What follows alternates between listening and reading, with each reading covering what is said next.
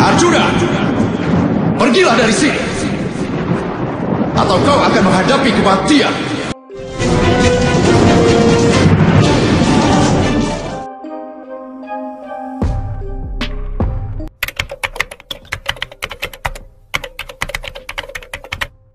Di episode sebelumnya, seluruh masyarakat yang ikut bersama para Pandawa telah habis diserang oleh pasukan ular beracun yang dipimpin oleh Tatsaka. Meski demikian, Arjuna berhasil menyerang Tatsaka sampai terluka parah dan kabur dari pertempuran. Pancali sangat bersedih.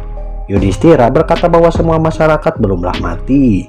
Jika mereka bisa mengeluarkan racunnya, maka semua masyarakat masih bisa diselamatkan. Namun yang jadi masalah adalah yang bisa mengeluarkan racunnya hanyalah ular yang telah menggigit mereka. Sementara Tatsaka yang terluka parah kembali ke markasnya lalu memanggil Dewa Indra dan menagih janji pada Dewa Indra untuk melindungi wilayah tersebut dari manusia. Dewa Indra pun setuju dan tidak akan melanggar janjinya pada Tatsaka, di mana Dewa Indra akan menghadapi Arjuna dan akan mencegah Pandawa tinggal di Kandawa Prastha. Untuk melanjutkannya, ya langsung saja tak usah banyak kawadu lagi, mari kita mulai pada alur cerita Mahabharata episode 124. Arjuna mengatakan pada Yudhistira bahwa Wagyah telah berkata terkait kekuatan Dewa Indra yang hanya bisa ditandingi oleh Dewa Agni.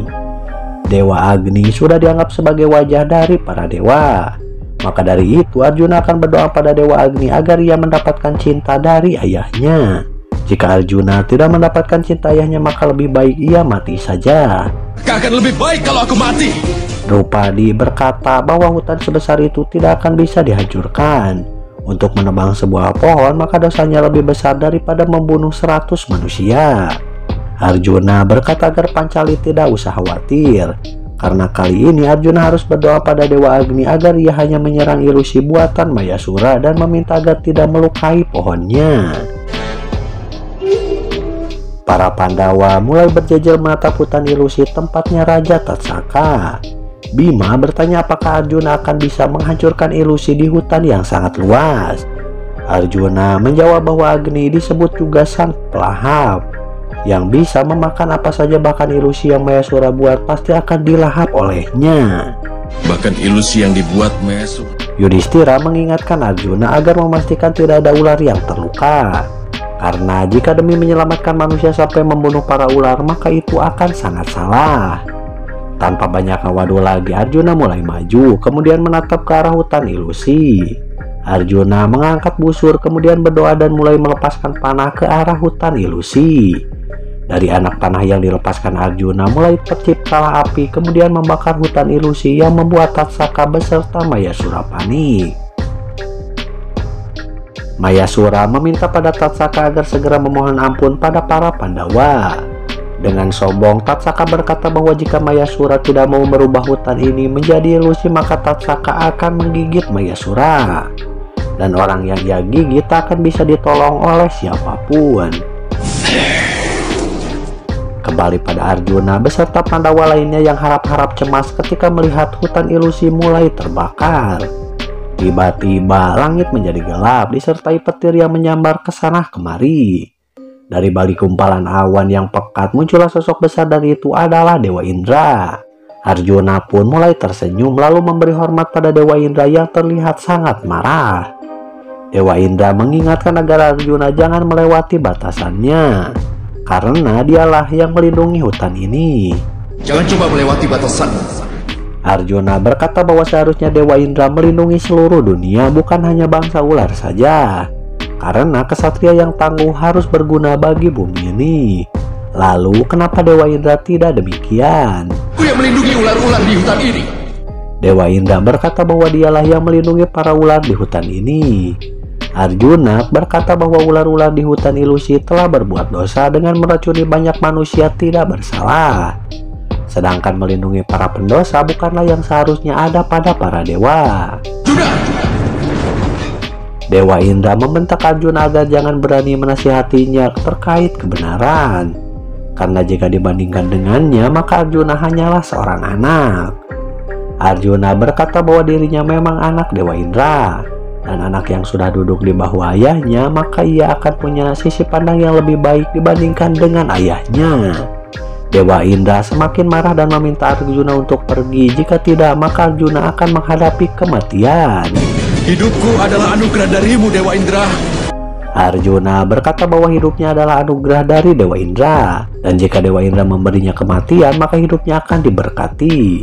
Namun dengan menurunkan senjata, maka Arjuna tidak akan bisa mengalahkan reputasi Dewa Indra.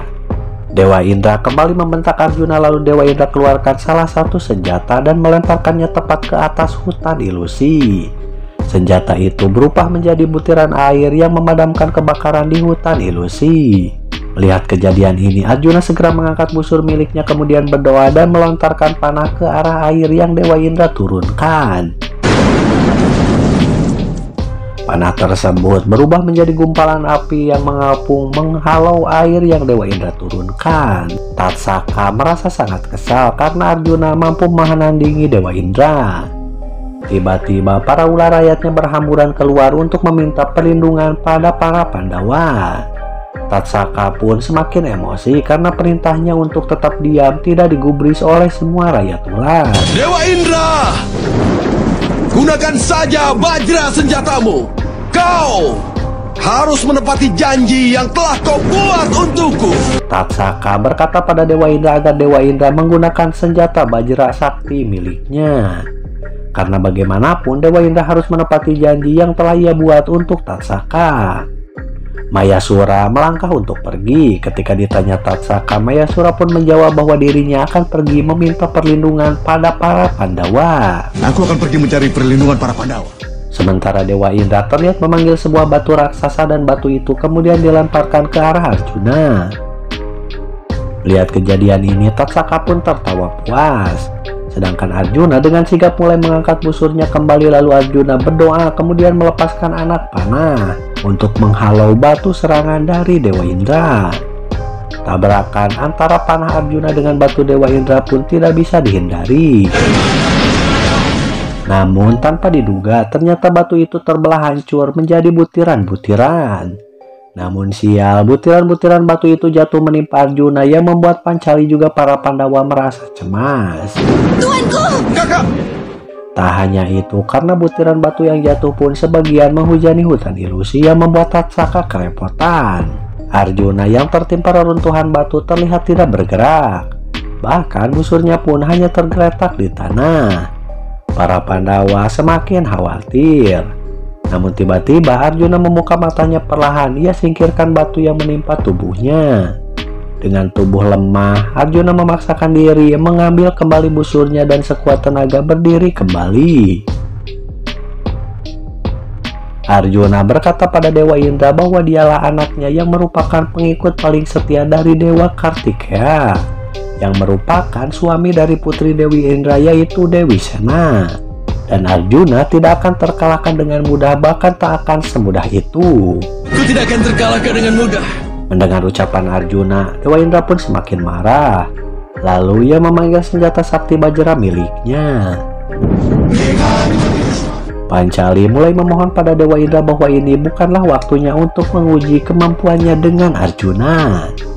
Karena sebetulnya Arjuna hanyalah memohon agar Dewa Indra mengampuni nyawa para manusia. Di mana sedikit pun Arjuna tidak bermaksud menghina Dewa Indra. Pancali memohon agar Dewa Indra tidak mengeluarkan Bajra Sakti miliknya. Dewa Indra tidak menjawabnya. Lalu Arjuna mulai menundukkan badannya sambil memegang busur miliknya. Arjuna berkata pada senjata Bajra agar Bajra Sakti mau menerima salamnya. Arjuna memohon agar senjata Bajra tenang dan mau menghormati kekuatan senjata suci miliknya. Dewa Indra mulai melemparkan Bajra Sakti ke arah Arjuna dan Arjuna pun sigap dengan mulai mengangkat busur. Berdoa lalu mulai melepaskan anak panah untuk menghalau senjata Bajra milik ayahnya. Para Pandawa merasa khawatir karena mereka semua tahu bahwa senjata Bajra milik Dewa Indra merupakan sebuah senjata yang amat sakti. Ketika kedua senjata akan berbenturan, tiba-tiba datanglah Cakra Sudarsana milik Basudewa Krishna. Melayang-layang menghalangi kedua senjata yang akan bertabrakan. Cakra Sudarsana mampu menghalau Bajra beserta panah Arjuna dengan mengembalikannya ke tempatnya masing-masing. Melihat adanya Cakra Sudarsana, para Pandawa pun tersenyum lega karena di sana pasti hadir Basudewa Krishna. Cakra Sudarsana terus berputar kembali ke tangan Basudewa Krishna dan kemudian menghilang. Basudewa dengan gaya khasnya yang santai mulai tersenyum kemudian turun dari kereta kuda dan melangkah menuju ke arah Arjuna. Kehadiran Basudewa sudah cukup membuat para Pandawa merasa lega. Bagaimana kisah selanjutnya? Nantikan cerita berikutnya di alur cerita Mahabharata episode 125.